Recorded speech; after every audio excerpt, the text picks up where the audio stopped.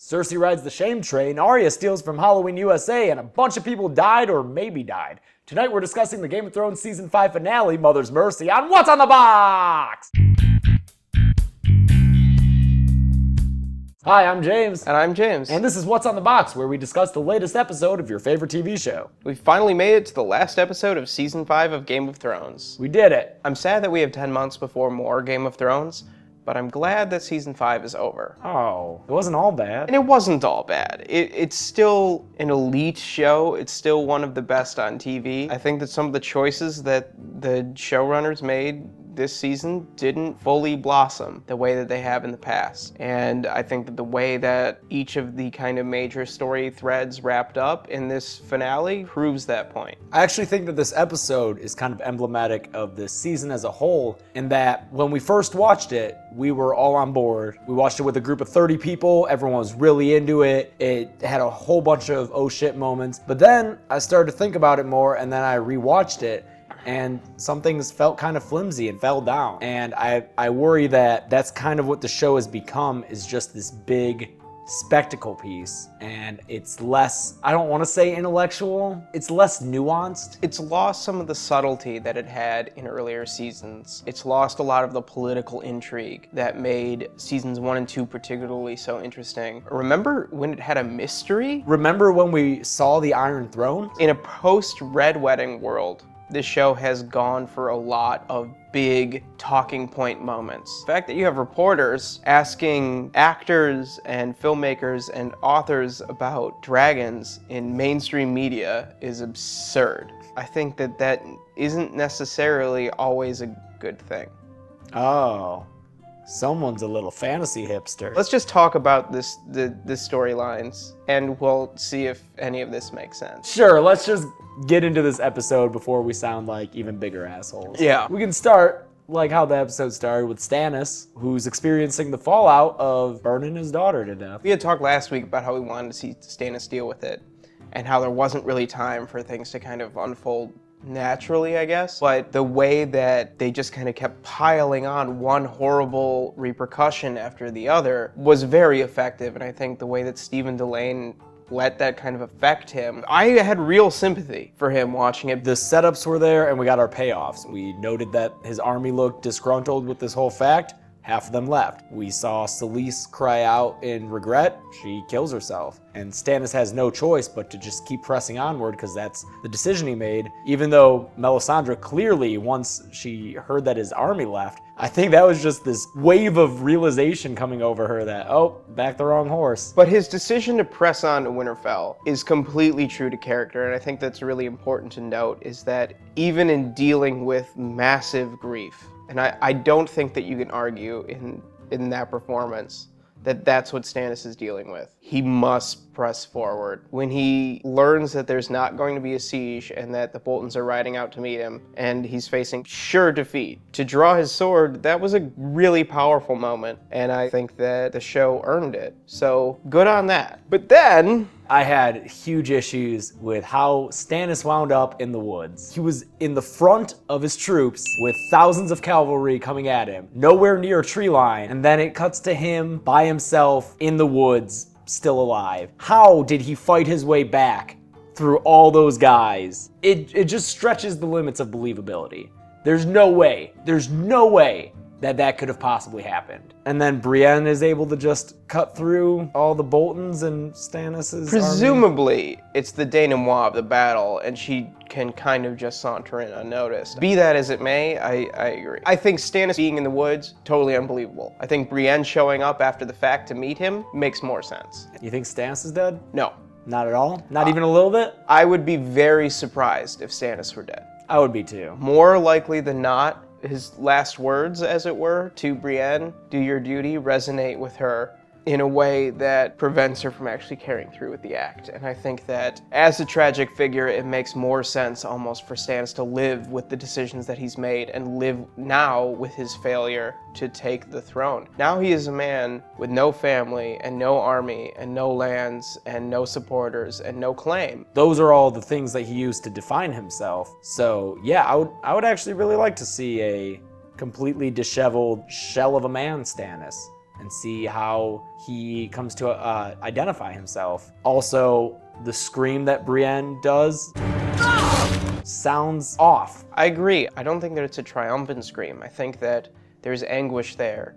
And whether or not she was interrupted by some sort of attack or whether or not she was given pause by some sort of moral conflict, either of which I think would be good storytelling, I don't think that she was able to carry through. His line resonated with her so much because she did neglect her duty in that moment. Her duty was to watch Sansa. and she leaves it to go take on a personal vendetta against Stannis. I don't think that it's an accident that the sword that she draws to carry out the sentence is called Oathkeeper. There's a lot of meaning behind that gift from Jaime and all of the lessons that Jaime tried to impart to her about his own conflict with honor. It has a potential to be a really great moment for Brienne in her first scene in season 6. If it capitalizes on that conflict, I think that this could be a massive success. But again, we're just once more saying, we gotta see how they deal with this.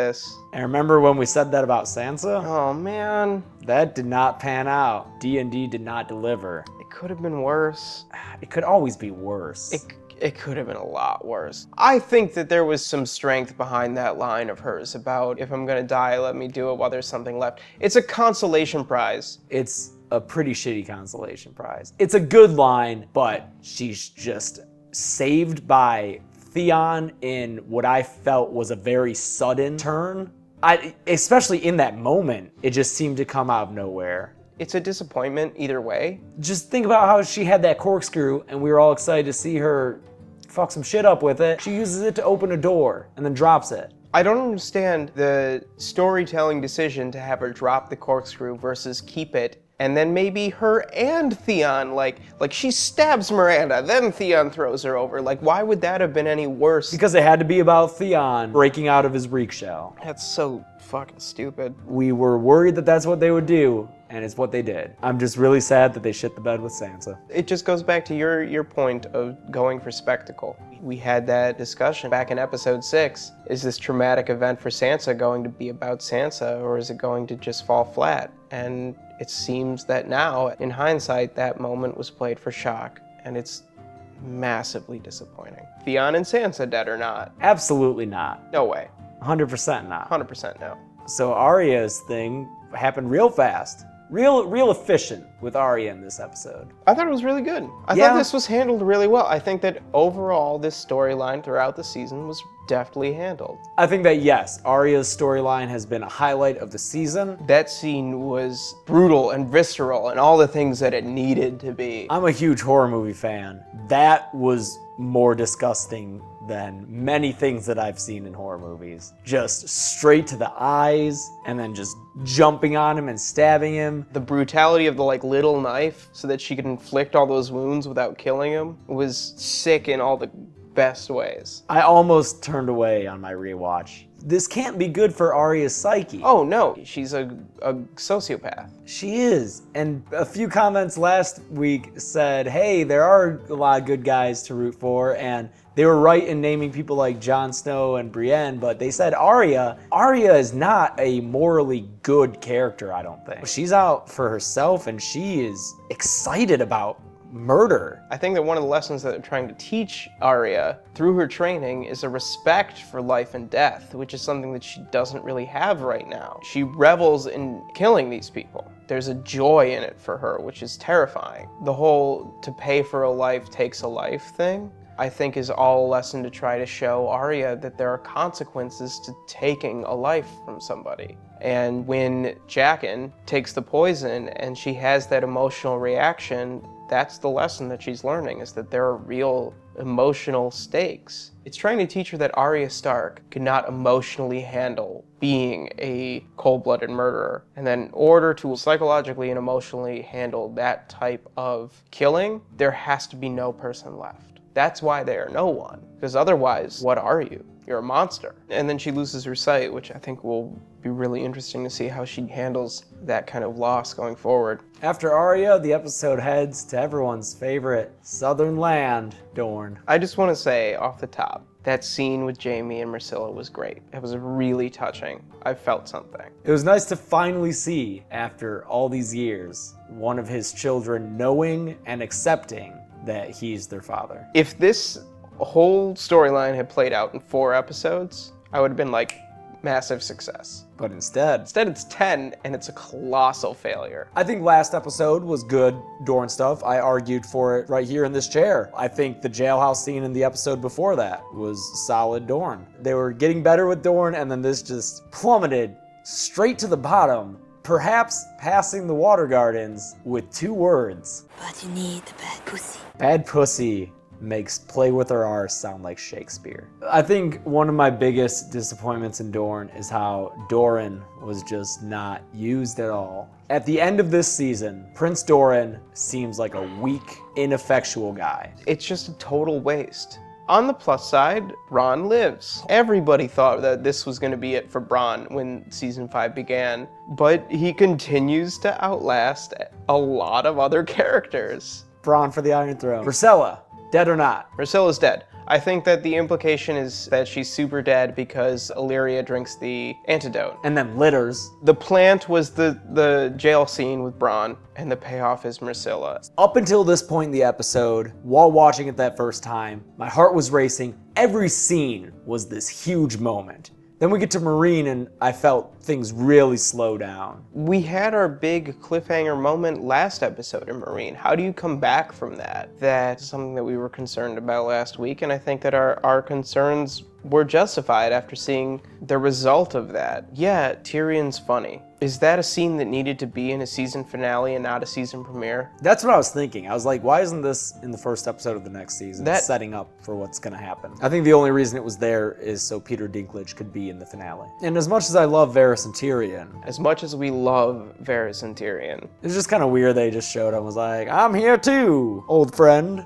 Ready for some banter? Did Dario seem really suspicious to you? He really engineered him and Jorah being by themselves. Yeah. And I don't think it was just to brag to Jorah about how he got his dick wet. Then we have Dany chilling with Drogon. Who cares? Moving on. It's such a weird place to end her story for a season or for a book. There's no threat. She has the thickest plot armor of all. I wish that we would have seen no more Dany until season 6. It was a beautiful scene. Yeah, that was a beautiful setting. I mean, the show continues to look amazing. Cersei. Perfect. From start to finish, that sequence was absolutely perfect. There's no bad thing that can be said about that sequence. I would say, and this is the nitpickiest nitpick thing, I wish that the body they had used was a little less conventionally attractive. That's not Lena Headey's body, it's a body double, but I feel as though this was a chance for them to have a more realistic mom bod. I don't know. I thought they did a fantastic job of taking any titillization away from that. True. And like I said, totally nitpicky. I love the scene. Great. It's amazing. Lena Headey continues to be, I think at this point I would say she's the best actor on the show. On a show with an incredible cast. She just continues to portray so much with so little. I just love her so much. She's a treasure. That last scene when the as of yet unnamed Kingsguard member carries her away and it's like, hey, he won't talk until all your enemies are dead. Just the transformation on her face from having been abused and humiliated to plotting and vengeful. I love her. I loved all the shots of how far away the Red Keep was and how Cersei kept looking up to it and it's still this far away and it's still this horrible thing. And then even when she gets to it, the crossway that she has to pass with the guards where she finally lets herself break down. I thought it was great. It was amazing. It was perfect. Highlight of the episode? Highlight, absolutely. Cersei's pride, dead or not? Cersei's pride alive. Cersei's pride, Cersei's vengeance, Cersei's wrath, Cersei's fire, all alive. Guess that leaves For the Watch. For the Watch. Whew. This is the hardest thing to separate show and book. I'm really struggling to talk about it in an objective show way. I think the problem is, and this is probably accented by knowing how it plays out in the book, it just doesn't seem to me to make that much sense in the show. The biggest reason being because Jon and members of the Night's Watch went to Hardhome, saw what they were up against, and then they still called him a traitor and stabbed him. That makes no sense to me. Once you see a frost demon raise the dead and know that he's coming for you and the entire realm, it seems really petty to be like, you let these wildlings through, we're gonna stab you. I completely agree. I think that the motivation wasn't there other than just Alistair hates Jon and has from the beginning, and Ollie's pissed about his parents, which if he was really a man of the Night's Watch, he would learn to let go. In the books, Jon is not at Hardhome, and neither is any Night's Watch people who are at Castle Black. Also in the books, Jon is trying to leave Castle Black to go to Winterfell. He's trying to rally the Watch. To go fight for Stannis. Right. And save a relative of his. In Winterfell. Right. And in the show, when Davos requests that the Watch go fight for Stannis, Jon flatly refuses. I don't think the noble reasons for the Watch to mutiny against Jon are there in the show. It seems vindictive, and it seems to be a decision made out of hatred and jealousy and spite, and the for the Watch doesn't ring with the same resonance as it. I hate saying this, we've managed to stay away from it for so long. Doesn't ring as true as it does in the books. It really seems as though it's just one of those things where it was like, hey, yeah, that book ends with Jon getting stabbed. That's a crazy moment. Can't wait to get to it on the show, even if the way we get to it doesn't make a whole lot of sense. I was so excited for this season for Jon because Stannis was going to be there and Jon was going to interact with Stannis and Davos and Melisandre and Mance and Tormund and have all of these great potential conflicts and great character moments. And whenever something came up, it was quickly brushed aside. I just don't think that they really earned for the Watch. Another thing that D&D say in the Inside the Episode is they say that when Alistair stabs Jon, it's a bad guy killing a good guy. They say that? Yeah, they said that. I shouldn't be surprised, but I really thought that he would defend Jon as a member of the Night's Watch and as someone loyal to the Lord Commander,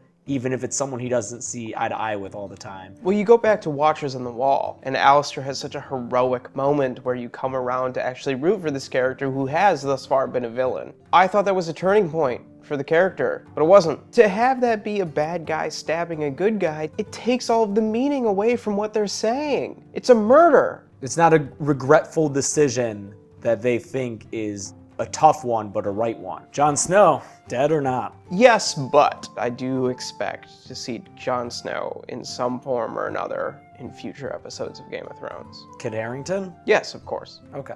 Yeah. I think so too. This is something that's been theorized for 5 years now. Yeah. So welcome to the club, show watchers. Yep. Guess we'll find out in either 10 months when the season starts or hopefully sooner when The Winds of Winter comes out. Speaking of which, you guys should read the books. Now is the time, guys. Everyone is caught up. We are now at a point where we as book readers have no idea what is going to happen. So you've got 10 months. Do yourself a favor and read some really great books. If you're the type of person who doesn't want to read a big event because you don't want the screen version spoiled, you don't have to worry about that anymore. Yeah. You're all caught up, mostly. There's a few here and there things, I don't think so, really. Epilogue, stuff like that. Oh, yeah, epilogue. Yeah. I really recommend it, and it's not just for people who are into fantasy, it's people who are into good literature. It's so in-depth and complex and nuanced, and I love the show. Sundays are going to be a lot less meaningful for me from now on, but the books are ludicrously well thought out and well plotted and well planned. People will say that the fourth and fifth one lose the steam from the third, but they're rich in their own way. They're rewarding in their own way. It's amazing. And if you are into fantasy, if you are into world building, there's nothing better. I love the world. I want to be immersed in it as much as I can, and that means reading the books. The audiobooks are also fantastic. I mean, if you drive a lot or work out or whatever. But yeah, now's the time. Before next season, dive in. Season 5's done. It was the weakest season. Yeah. It was still one of the best parts of my week. Absolutely. I've really enjoyed spending so much time talking about it with you here and with the people who've spent time watching us. Thank you for watching. Thank you. This has been really, really fun. It's been tough to get them out on time, but we've enjoyed doing it, and I'm glad that we were able to do it with such an amazing show. Our complaints about the season notwithstanding, this show is amazing. We'll be taking a little bit of a break. These are hard to do. Very hard to do, but we'll be back. We're thinking of doing Fargo, We're definitely gonna do X-Files. and if all else fails, We'll we be- will be back for Game of Thrones. We'll be back next for year. Game of Thrones Season 6. Yeah. And hopefully we'll be talking about a King's Moot. Oh, go read the books. You don't know what that means. Since there's no next on Game of Thrones, we have a little behind the scenes dance party to our Pinot Noir parody that's doing really well. Our smash hit. Our smash hit, Jock and Hagar.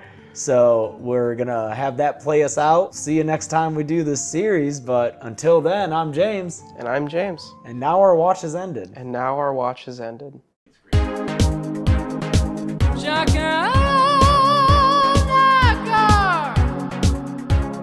Tomboy star, quite bizarre, shithead czar. Chase away 9 Miriar, Sirio taught you how to spar.